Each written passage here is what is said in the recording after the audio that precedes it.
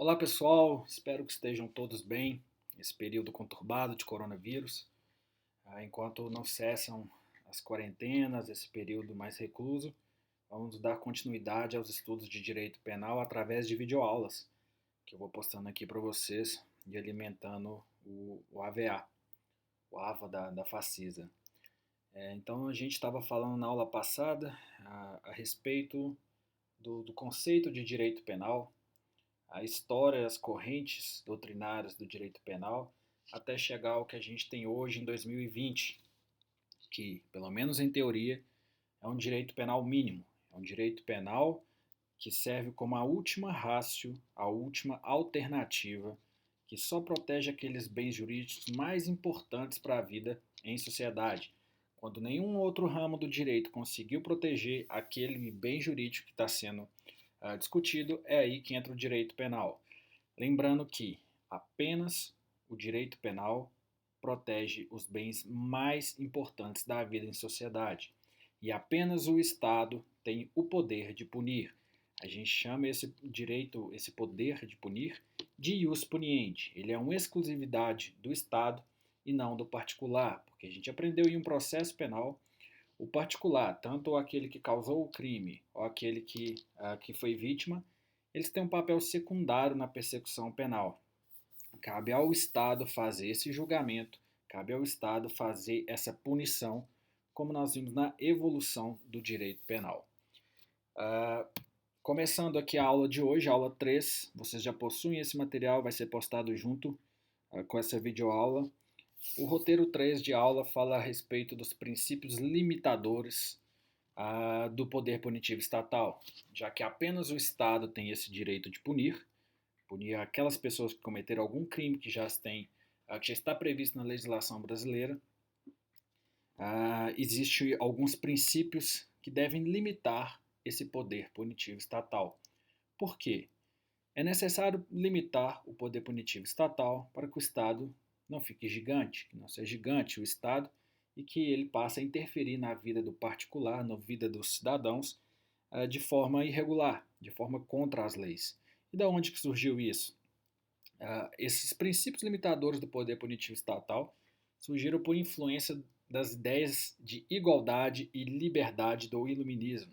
Lá na Revolução Francesa, com os pensadores iluministas, surgiram os princípios de igualdade, liberdade e fraternidade. Isso influenciou de forma direta os princípios limitadores do poder punitivo estatal. O direito penal, então, passou a ter um caráter formal menos cruel do que no Estado absolutista. Lembrando que no Estado absolutista o poder era concentrado todo na figura de uma só pessoa, nesse caso na figura do rei. E a gente aprendeu tanto na aula de direito penal como na aula de direito constitucional que a partir de então o poder foi dividido em três diferentes poderes, ou três funções diferentes de um só poder, que é o legislativo, o executivo e o judiciário. Porém, no Estado absolutista, no período absolutista dos monarcas, o direito penal te concentrava toda a força em si, concentrava todo esse poder numa figura só. Então, esse pensamento iluminista surgiu com a necessidade de impor limites à intervenção estatal nas liberdades individuais, colocar algum tipo de limite naquilo que o Estado queira fazer contra a vida do particular. E muitos desses princípios passaram a integrar os códigos penais dos países democráticos que a gente tem até hoje. Inclusive, o nosso Código Penal de 1940 possui diversos preceitos, diversas garantias que surgiram daí, da Revolução Francesa, dos pensadores iluministas, da influência da Revolução Francesa, a gente tem até hoje, 2020, diversos preceitos, diversos princípios limitadores do poder punitivo estatal. Passando mais à frente, podemos ressaltar que esses princípios limitadores do poder punitivo estatal receberam assento constitucional. Isso quer dizer que passaram a fazer parte das constituições de alguns países democráticos. E esses países democráticos têm como responsabilidade, têm como obrigação o respeito aos direitos fundamentais do cidadão. Aqueles direitos que nós temos na nossa Constituição de 1988, amparados principalmente no artigo 5º. Quais desses princípios que vieram da Revolução Francesa, do pensamento iluminista do século XVIII, liberdade, igualdade e fraternidade, ou liberdade, igualdade e justiça, como uma fonte interpretativa e de integração das normas constitucionais. Isso quer dizer que os princípios de liberdade, de igualdade e de justiça orientam as diretrizes políticas, filosóficas e ideológicas da nossa Constituição de 1988. Isso quer dizer que dentro da Constituição e dentro das normas infraconstitucionais, ou seja, aquelas que estão abaixo da Constituição, todas as normas devem atender os princípios da liberdade, da igualdade e da justiça, porque temos a Constituição como a principal regra do nosso ordenamento jurídico, e todas as regras que estão abaixo da Constituição devem respeitar a Carta Maior. Andando mais um pouco, toda pessoa tem a legítima pretensão de ser respeitada pelos demais membros da sociedade e pelo próprio Estado. Esses princípios limitadores do poder punitivo estatal, eles protegem as pessoas em relação a outras pessoas, ou seja, o particular em relação a outros particulares e o particular em relação ao próprio Estado. Esses princípios vêm defender o particular não só contra as atitudes absolutistas, atitudes antidemocráticas dos Estados, mas qualquer tentativa do outro particular interferir na sua esfera de direito, a Constituição vem para poder te defender. O Estado não pode interferir na vida privada de seus súditos e seus súditos não podem interferir na vida um do outro contra o que tiver na lei, exceto quando esteja expressamente autorizado a fazê-lo, ou seja, existem alguns princípios constitucionais e princípios penais que autorizam o Estado a interferir na vida privada de seus súditos, mas a gente vai estudar um pouco mais à frente quais são essas regras que autorizam a fazê-lo. O artigo 5º da Constituição traz princípios constitucionais específicos do direito penal. Então, conforme falamos na última aula, recomendo uma leitura do artigo 5º, todos os incisos do artigo 5º, por mais que seja bem amplo, dá para ter um pouquinho de ideia aí da próxima matéria de direito constitucional e da base do direito penal. Qual que é a função desses princípios constitucionais do artigo 5º da Constituição?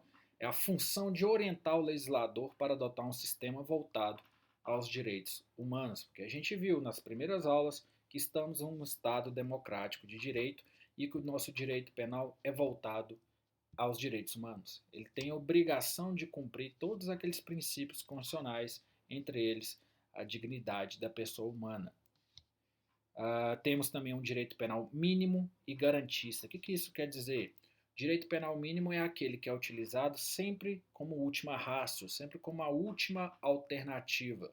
Um direito penal mínimo é aquele que é chamado para poder agir apenas naquelas situações em que os outros ramos do direito não conseguiram proteger certo bem jurídico. E o que quer dizer garantista? Garantista nada mais é do que o direito penal que garante os direitos humanos, voltado aos direitos humanos. E como estava no roteiro 2 de vocês, o direito penal é um Estado democrático de direito, ele tem que ser sempre a última ratio e sempre voltado aos direitos humanos. O primeiro princípio, então, limitador do poder punitivo estatal, é o princípio da legalidade e o princípio da reserva legal. De onde que surgem esses princípios? Surge da necessidade de um princípio que controle o poder punitivo estatal. É a primeira limitação do poder punitivo estatal, com o objetivo de excluir toda e qualquer arbitrariedade e excesso do poder punitivo estatal.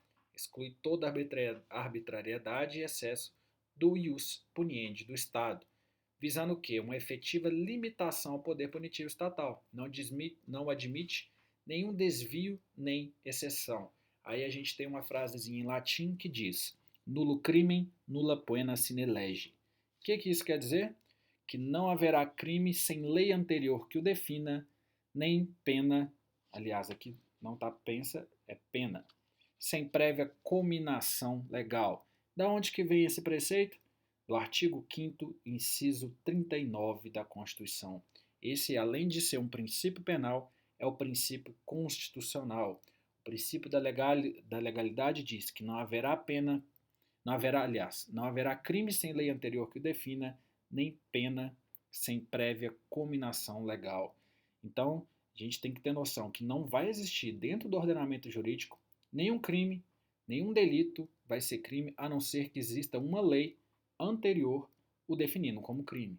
Aquela atitude só vai ser considerada crime se tiver, antes de praticado o delito ou aquela ação, se tiver já previsto no Código Penal que isso é crime. E também não haverá pena sem prévia cominação legal, ou seja, você pode dar pena para alguém, o Estado não pode obrigar alguém a cumprir uma pena se isso não estiver na lei. Então, é muito importante lembrar que o princípio da legalidade diz que a elaboração de normas incriminadoras é função exclusiva da lei. Assim como o Estado é o único que tem o ius puniente, o direito de punir, é o poder legislativo que tem o poder de criar normas incriminadoras. Ou seja, somente a lei pode criar um crime. Nenhum fato pode ser considerado crime e nenhuma pena criminal pode ser aplicada sem que antes exista uma lei definindo como crime e cominando sanção correspondente. Aquilo que estava no slide anterior, de nulo crimen, nulla poena sine lege, quer dizer que nenhum fato vai ser considerado um crime, nenhuma pena vai poder ser aplicada sem que antes exista uma lei definindo como crime e combinando sanção correspondente. Muito importante lembrar que a sanção deve ser sempre correspondente. Você não pode colocar em um crime, em um delito, uma sanção, ou seja, uma pena extremamente severa para um crime bem simples, para uma atitude muito simples que não atinge algum bem jurídico tão importante assim. Então, nenhum fato vai ser considerado crime sem que esteja previsto em lei prévia, ou seja, em lei anterior. Isso é o princípio da legalidade. E o que quer dizer princípio da reserva legal? Isso quer dizer que existe uma necessidade de uma lei formal para a regulação de determinadas matérias. Somente é crime aquilo que estiver na lei, e somente a União poderá legislar sobre direito penal. Artigo 22, inciso 1 da Constituição de 88, diz que somente a União poderá legislar sobre direito penal. Então, uma observação importante que a gente traz aí, que em resumo os dois princípios, o da legalidade e da reserva legal, representam a garantia política de que nenhuma pessoa poderá ser submetida ao poder punitivo estatal, senão com base em leis formais que sejam fruto do consenso democrático. Aprendemos em direito constitucional essa divisão de poderes que o executivo administra, o judiciário julga e o legislativo é aquele que faz as leis. Isso como função típica.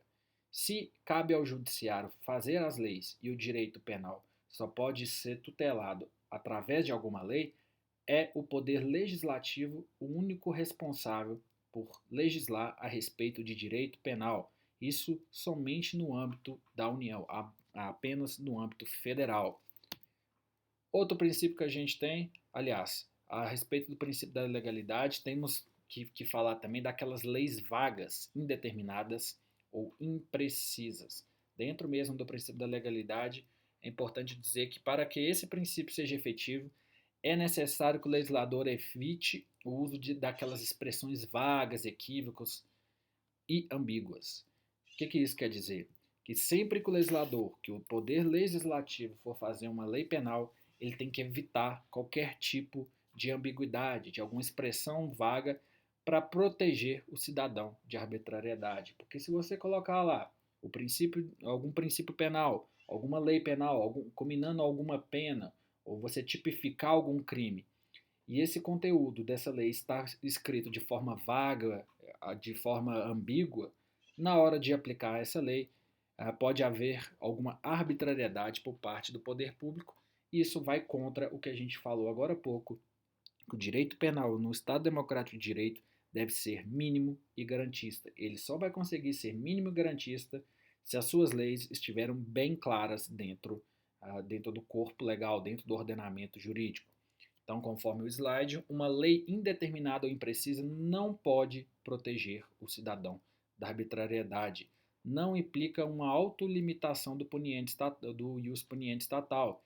Isso quer dizer que o ius poniendi, o direito de punir do Estado, continua com o Estado. Ele não está limitando o seu direito de punir. O que a gente está fazendo aqui é evitar qualquer arbitrariedade por parte do Estado na hora de legislar, na hora de combinar alguma pena, na hora de tipificar algum crime.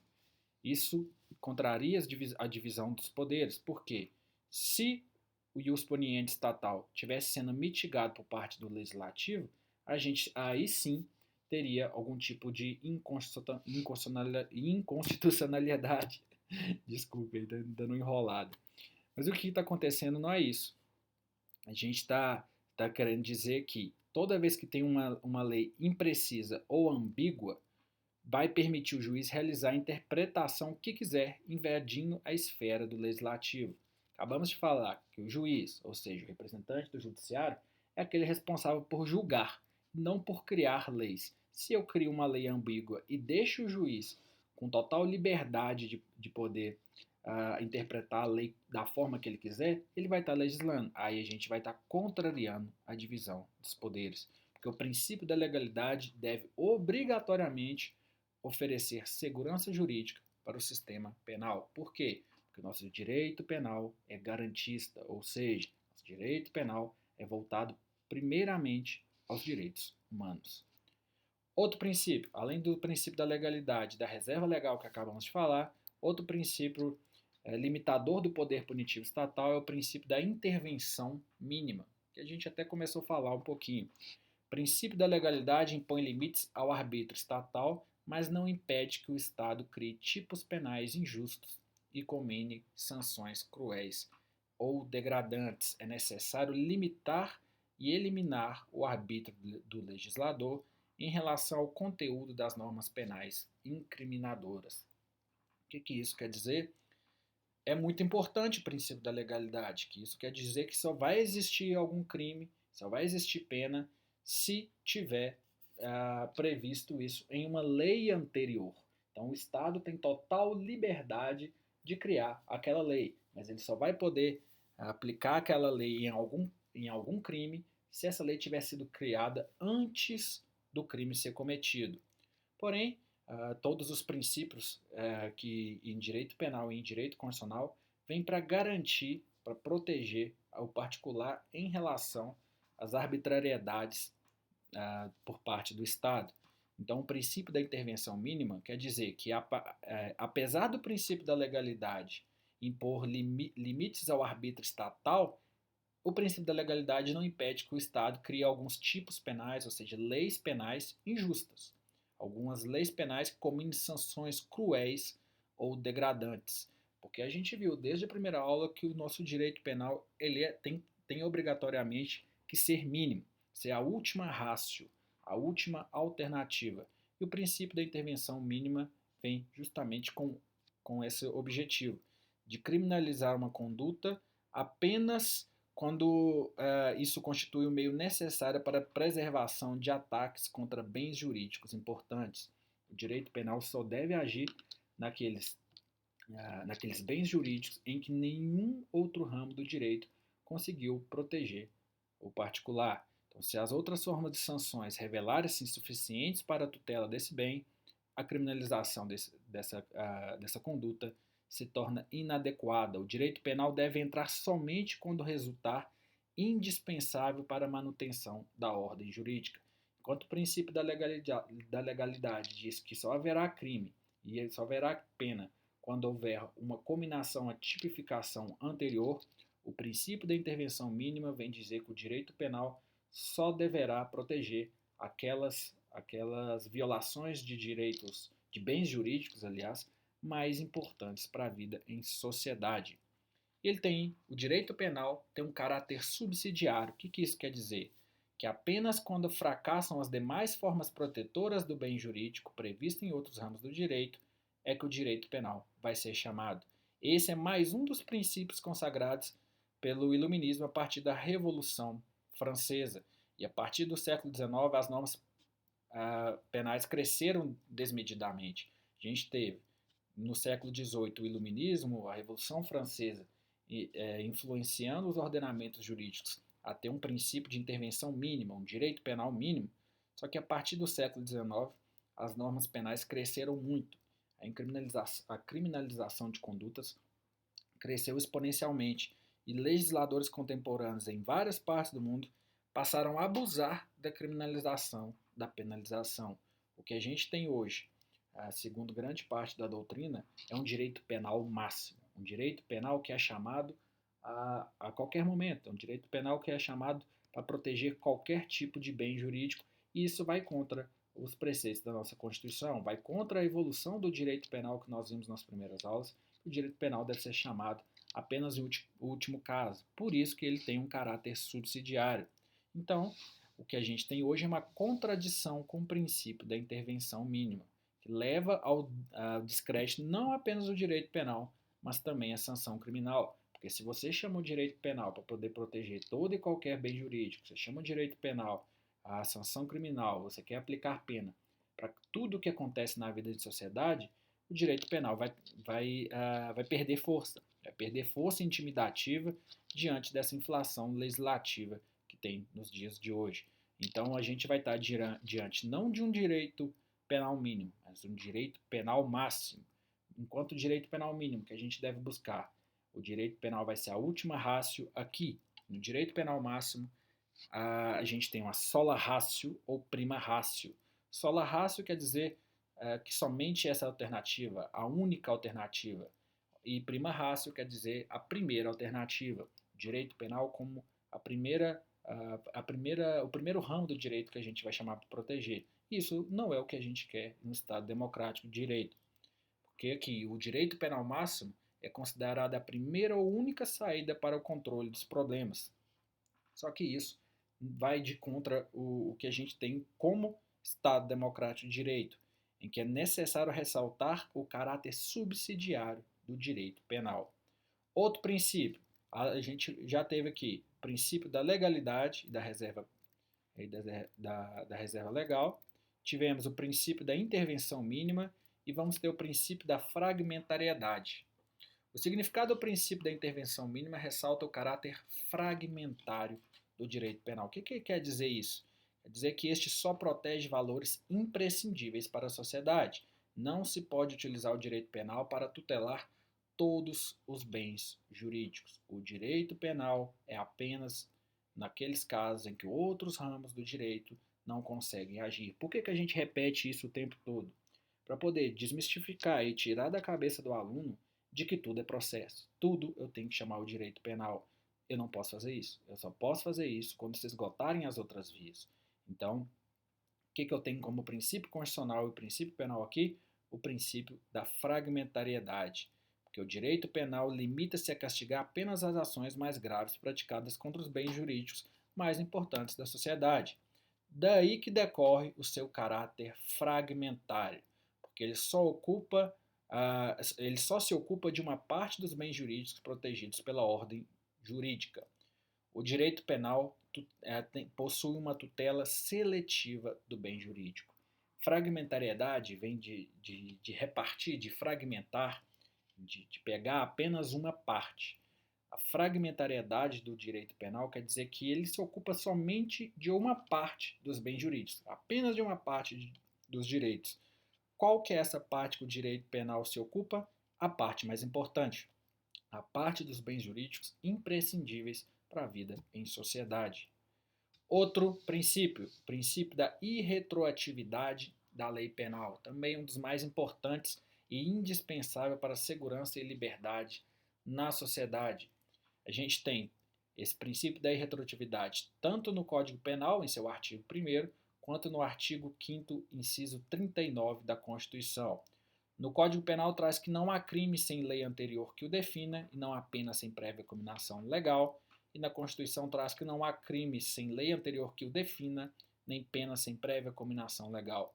Exatamente a mesma coisa nos dois princípios, nos dois textos, inclusive no Código Penal ou na Constituição, prevê que só vai ter crime quando houver lei anterior que o defina. Não há pena sem prévia cominação legal. Então quer dizer que a lei rege todos os atos abrangidos pela sua destinação, desde o dia que entra em vigor até que cesse a sua vigência. Então, a partir do dia que a lei entrou em vigor, ela passa a tutelar aqueles direitos, aqueles bens jurídicos. Se hoje entrou em vigor uma lei que diz que determinado ato, determinada ação é crime, a partir desse momento ela vai ser crime. A partir desse momento ela vai se tornar crime e vai continuar sendo crime até o último dia de sua vigência. Então, entre esses dois limites, que é a entrada de vigor e a cessação da sua vigência, situa-se a sua eficácia. O que é a eficácia de uma lei? É o período de tempo entre a entrada em vigor e a sensação e a cessação de sua vigência. Lembrando que a sua eficácia não alcança os fatos ocorridos antes ou depois dos limites extremos.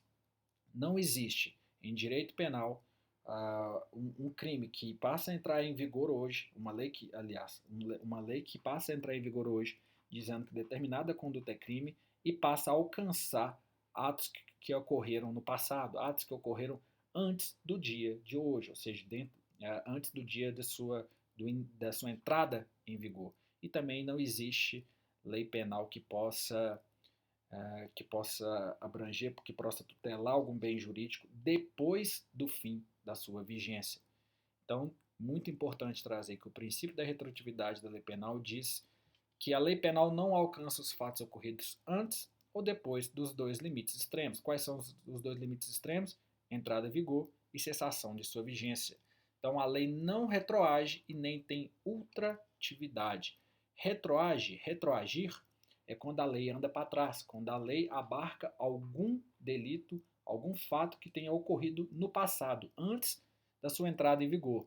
E o que significa ultratividade? É quando a lei ela tutela algum bem jurídico que está no futuro, que está depois da sua cessação de vigência. Então, a regra é em relação à lei mais severa. O que isso quer dizer? Que admite-se a aplicação da retroatividade da lei mais favorável. A gente tem aqui que a lei ela não retroage e nem tem ultratividade. A lei não anda para trás nem para frente. A lei ela tem sua eficácia apenas dentro dos dois limites, que é a entrada em vigor e a cessação da sua vigência.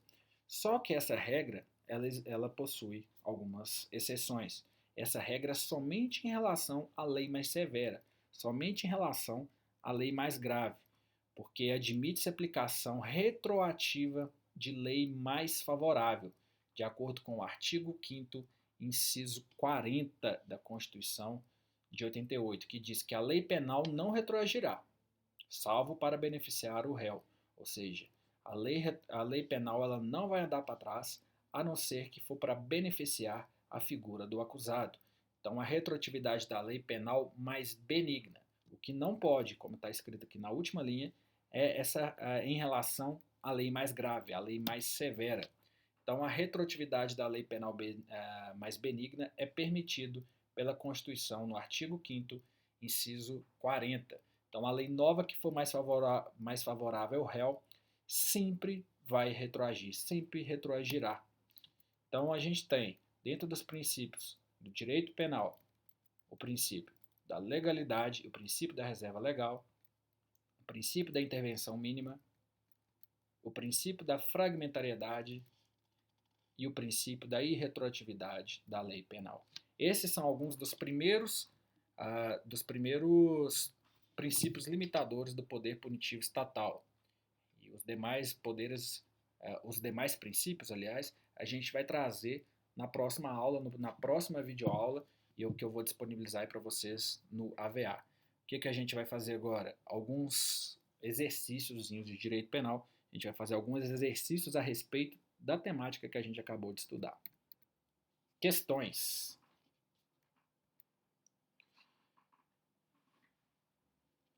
Questão do concurso para titular de serviços de notas e de registro de provimento. Traz que pode-se afirmar que constitui verdadeira barreira ao abuso da intervenção punitiva do Estado, evitando-se o exagero da utilização desmedida do direito penal como agente solucionador de conflitos e panaceia de todos os males. busca restringir o âmbito de atuação do direito penal às situações realmente relevantes em que a ação do Estado seja necessária e outros ramos do direito não sejam capazes de dar solução adequada ao conflito. Tal assertiva relaciona-se com qual princípio? Dá um tempinho aí para vocês pensarem. Está falando em relação a um direito penal o quê? Direito penal mínimo. Então, a alternativa letra D, estamos falando de intervenção mínima, o princípio da intervenção mínima. Segunda questão, aliás. A respeito das disposições constitucionais aplicáveis ao direito penal, analise os itens a seguir. O princípio penal do non bis in idem, embora não incluído expressamente na Constituição Federal, tem fundamento no Estado Democrático de Direito? Número 2. É possível se estabelecer sanção penal sem lei anterior, desde que para beneficiar o réu? Número 3. O princípio da presunção de inocência, expresso na Constituição Federal, é uma consequência da proibição da responsabilidade objetiva no direito penal brasileiro? Então, número 1. Princípio penal do non bis in idem, embora não incluído expressamente na Constituição Federal, tem fundamento no Estado Democrático de Direito. Está correta. Alternativa número 1 está correta. No 2, é possível se estabelecer sanção penal sem lei anterior, desde que para beneficiar o réu? Não. O princípio da legalidade não pode ser violado. Aqui, para beneficiar o réu, é apenas em relação ao princípio da irretroatividade da lei penal. Número 3 traz que o princípio da presunção de inocência expresso na Constituição é uma consequência da proibição da responsabilidade objetiva do Estado do direito penal brasileiro, também está incorreta. Então, a alternativa que está certa é a letra A, que diz que apenas o item 1 está correto. Número 3, concurso da Prefeitura de Boa Vista. Que Pégaso é condenado pela prática de crime previsto em lei a 15 anos de reclusão, tendo a decisão judicial transitada em julgado. Após 2 anos de cumprimento da pena, surge uma lei nova que deixa de considerar como crime os fatos que levaram à condenação de Pégaso. Nesse caso, segundo os comandos normativos do Código Penal, o que vai acontecer com ele? A gente acabou de aprender que se vier uma lei nova, mais benéfica ao réu, que seja melhor para a figura do réu, a lei retroagirá. Então, a letra A, não retroagirá pelo efeito permanente da decisão judicial? Incorreta. Letra B, retroagirá para beneficiar o réu? Alternativa letra B está correta. A letra C não depende de concordância do Ministério Público e a letra D está errada quando diz que não retroagirá por ser regra de exceção. Número 4. Chamamos de extratividade a capacidade que tem a lei penal de se movimentar no tempo, regulando fatos ocorridos durante sua vigência, mesmo depois de ter sido revogada ou de retroagir no tempo, a fim de regular situações ocorridas anteriormente à sua vigência. Isso é uma citação da aula do livro do Rogério Greco. Então, segundo esse autor, a extratividade é gênero do qual seriam espécies ultratividade, que a gente aprendeu que é quando a lei vai para frente, e a retroatividade, quando ela vai para trás. Leia as afirmativas a seguir e marque a alternativa correta. A garantia penal positivada na Constituição Brasileira de 88 promove a retroatividade da lei penal mais benéfica quando o condenado por uma conduta típica apresenta residência fixa após cometimento de ilícito penal? Não, está incorreta, em nenhum momento a Constituição fala isso. Letra B. A lei penal possui ultratividade, nos casos em que, mesmo após sua revogação por lei mais gravosa, continua sendo válida em relação aos efeitos penais mais brandos da lei que era vigente no momento da prática delitiva. Letra B está correta. Letra C diz que a aplicação da irretroatividade em direito penal funciona como garantia legal do ius poniendi, que pretende oferir a punição mais gravosa ao condenado? Não. Está incorreto quando diz mais gravosa. Letra D. A ultratividade da lei penal funciona como um mecanismo de endurecimento da norma penal, ao passo que funciona como técnica de resolução de conflito para aplicação do direito penal punitivo? Não, a gente tem um direito penal não punitivo, mas voltado aos direitos humanos, e a retroatividade da lei ou ultratividade da lei penal é apenas para beneficiar a figura do réu. E a letra E traz que a figura da ultratividade na norma penal realiza o objetivo de garantir a condenação do réu pela norma penal vigente na prática da conduta delitiva, com o princípio objetivo de promover a segurança jurídica em âmbito penal, também está incorreta pelos mesmos motivos que a gente acabou de falar da letra D. Assim a gente encerra a aula de hoje, a aula que a gente tem como roteiro 3, e será postado no AVA de vocês aí todo o material, e qualquer dúvida que vocês tiverem, vocês podem mandar pelo AVA ou podem mandar por e-mail. Espero que estejam todos bem e que tenham tido bom proveito dessa aula.